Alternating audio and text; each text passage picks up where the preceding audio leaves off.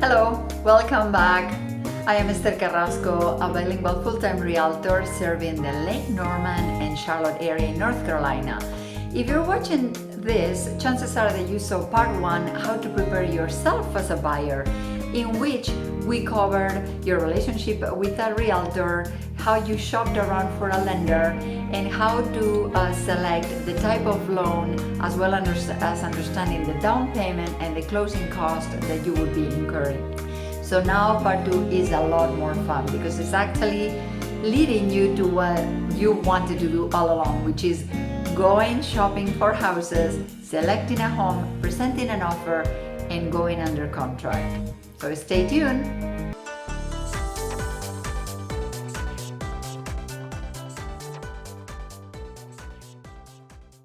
Up to now, you've been preparing yourself for the big moment, which is when you go to visit homes, select the home you like, present an offer, going under contract, and then getting the keys on closing day. Presenting an offer. So do you remember way back you were talking to your realtor about what are your wants and needs in a house? What are the number of bedrooms and bathrooms, the type of house and community and neighborhood that you're looking for? What are your non-negotiables, and what are your other areas where you can be a little bit more flexible? So it all comes to fruition right now because your realtor will have set up a personalized search in which you get daily mails with emails with all the houses that are available responding to your criteria. Your broker will be setting up the appointments well in advance because it does take time to prepare a house for sale. In these days where most of us are teleworking and teleschooling, it takes a little bit more effort to prepare the house for sale and for visitors. Fast forward, and let's say that you have found the house that meets pretty much all of your criteria. Everything that is important for you in a home, this house has it. So you have a long conversation with your realtor, and it is decided that you would like to present an offer. Well, at that moment, your realtor needs a little bit of time, or rather a few hours of solo work, where she's going to be investigating the property a little bit more in depth before actually presenting an offer. She's going to be researching whether there are tax liens perhaps that may affect the sale, whether there have been additions made to the house that have been permitted, and whether they have been finally inspected by the county, for example, a screening porch or an addition of some sort, or a pool. In sum, she's going to be doing quite a bit of research before you actually present the offer. She's also going to be conducting a CMA. A CMA, a comparative market analysis, is an in-depth analysis of a home's value based on similar properties in the immediate area that have sold in the last 6 months or less. CMAs are used by sellers to choose an appropriate listing price and by buyers to evaluate whether a home is listed at a fair price. The comps should ideally have the same number of bedrooms, bathrooms, be located within a quarter mile of the home you want to buy, and within 200 square feet of the target home size. They should be similar in age, and if newer construction, attention should be paid to the builder as they range wildly in quality of construction. The more comps we use, the better we can triangulate a home's price. Now, the offer consists of very many terms. It's not just the purchase price, but it's also the length of time you're going to be under contract and when it's going to be the due diligence period and the closing date. What are the deposits that you're going to be giving, and also what are the demands that are accompanying the purchase price. What else do you want to get in this house? Do you want the washer and dryer, the stainless steel appliances? Do you want them to pay for closing costs, etc.?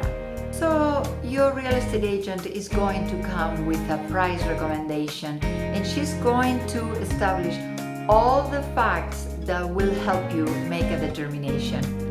So the sellers will receive your offer, and they may decide that they want to accept it as is, or maybe they want to counter, and until the two of you get to a happy medium in which both parties feel that they have got to a place where they are comfortable moving the negotiation from there onwards.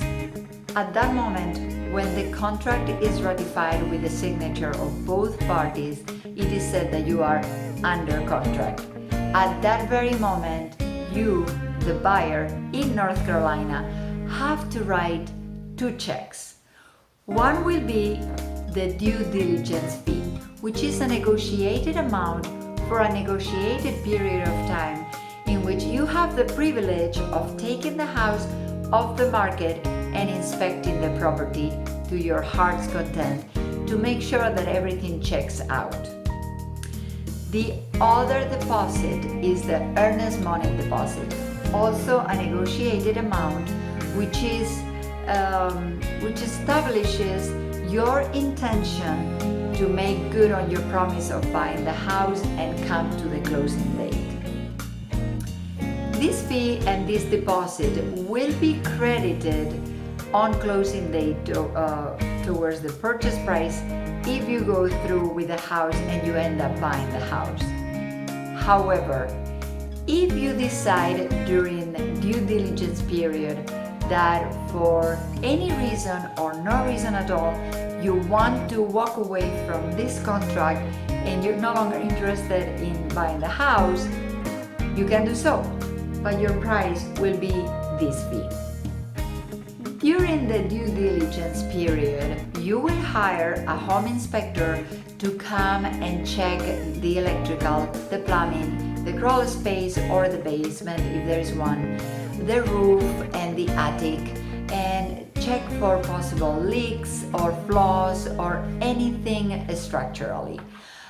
If you're buying a property that was built maybe at the beginning of the previous century, if it is a historic property, you might want to enlist also the services of a structural engineer. This due diligence period is also the opportunity for the lender to investigate the house in the form of an appraisal, because they need to make sure that the money you're going to be paying for the house goes in line with what is the appraised value of the house. Once the appraiser writes a report, and it's a positive report, will contact the underwriter, and the underwriter will then call you or email you with the words clear to close, which are the words that all agents and buyers want to hear. During this time, your closing attorney will be doing investigations to make sure that the house can in fact be sold, which is called a title search. This is the very moment when your realtor is doing a lot of work behind the scenes. She has to make sure that the underwriter and the lender are chugging along, that you are presenting all the papers that they are asking of you, that the home inspector is submitting the report. She will be checking the home inspection report very closely to see what are minor or major repairs that should be done in the house and how to negotiate during the due diligence time. Of course, during this time, she's going to give you reminders about not opening up any new lines of credit. This is not the moment to make big purchases or open or cancel unused credit cards. Once the appraiser has come back positive, then it's time to set up all the other inspections that you may need to do in the house. For example, you may want to check the cooling and heating systems. Those are really expensive systems that require a separate inspection.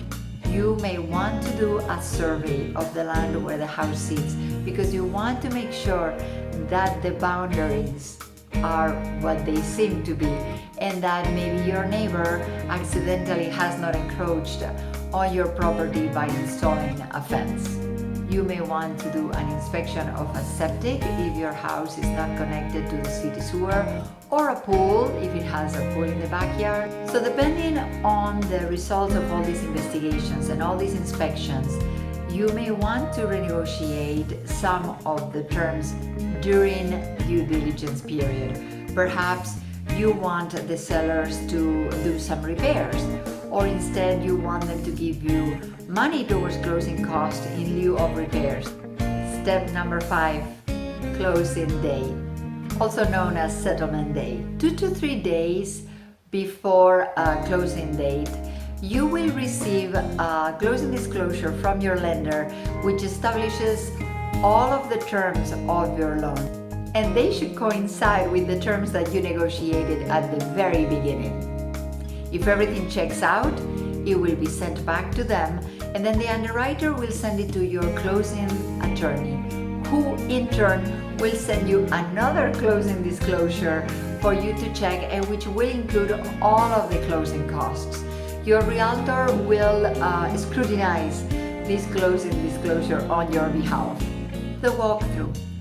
On the morning of closing date or the day before, you will have the opportunity to inspect the house once more to ensure that it's in the same or better conditions than it was at the time you presented the offer.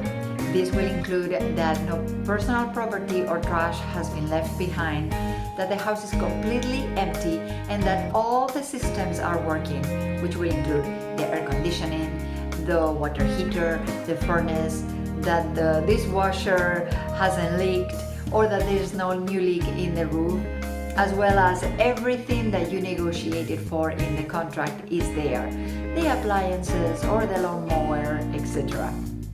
Sometimes the sellers leave the keys to the house on the kitchen counter, but the standard practice is to receive the keys after the deed has recorded. So, after you have conducted your walkthrough, you will go to your settlement at the closing attorney's office, where you have to prepare yourself for signing a stack of papers.